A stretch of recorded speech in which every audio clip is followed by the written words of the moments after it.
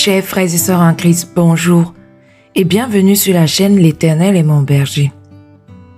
J'espère que de là où vous nous écoutez, vous vous portez très bien. Nous allons méditer ce matin avec le psaume 66, psaume de David. Fermons quelques instants les yeux et demandons l'intelligence de sa parole. Seigneur, ouvre notre intelligence pour que nous puissions saisir tes paroles et les laisser germer et grandir dans le terrain où tu veux les semer. Permets-nous de savoir témoigner, même silencieusement, de la richesse de tes enseignements. Toute écriture est inspirée de Dieu et utile pour enseigner, pour convaincre, pour corriger et surtout pour instruire dans la justice.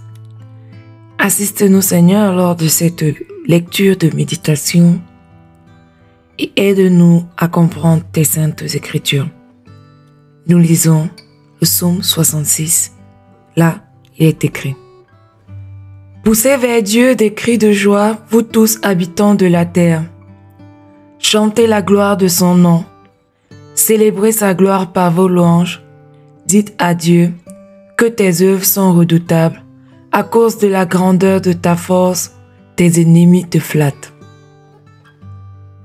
Toute la terre se prosterne devant toi et chante en ton honneur. Elle chante ton nom. Venez et contemplez les œuvres de Dieu. Il est redoutable quand il agit sur les fils de l'homme.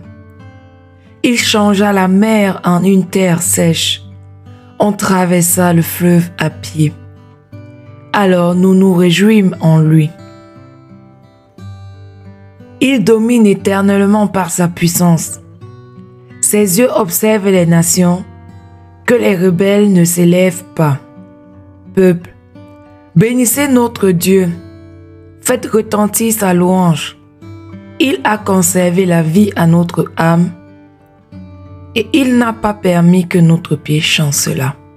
Car tu nous as éprouvés, ô Dieu. Tu nous as fait passer au creuset comme l'argent. Tu nous as amenés dans le filet. Tu as mis sur nos reins un pesant fardeau. Tu as fait monter des hommes sur nos têtes. Nous avons passé par le feu et par l'eau, mais tu nous as tirés pour nous donner l'abondance. J'irai dans ta maison avec des holocaustes. J'accomplirai mes vœux envers toi.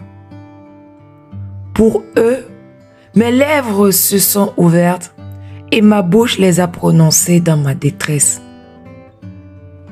Je t'offrirai des brebis grasses en holocauste. Avec la graisse des béliers, je sacrifierai des brebis avec des boucs.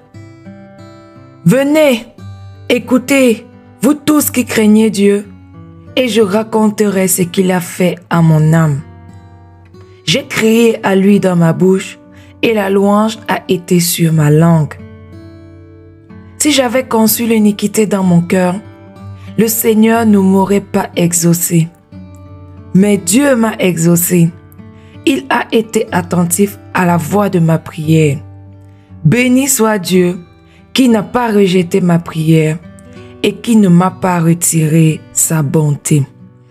L'herbe sèche, la fleur fane et tombe, mais la parole de Dieu demeure éternellement.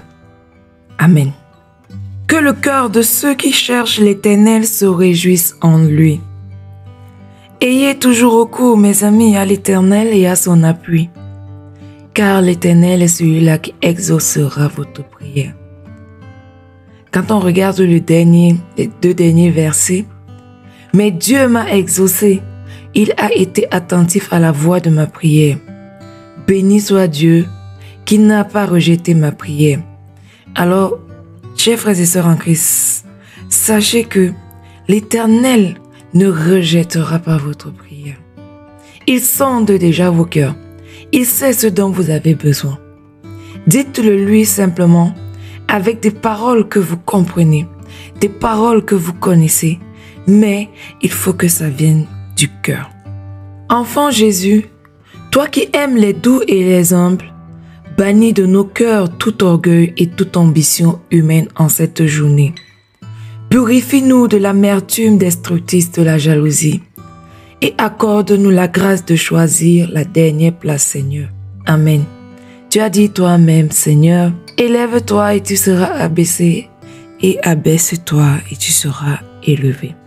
Recherchons toujours, mes frères et sœurs en Christ, la vie et le repos éternel. Allons dans la paix, l'amour, surtout l'abondance de notre Seigneur Jésus-Christ. Excellente journée à toutes et à tous.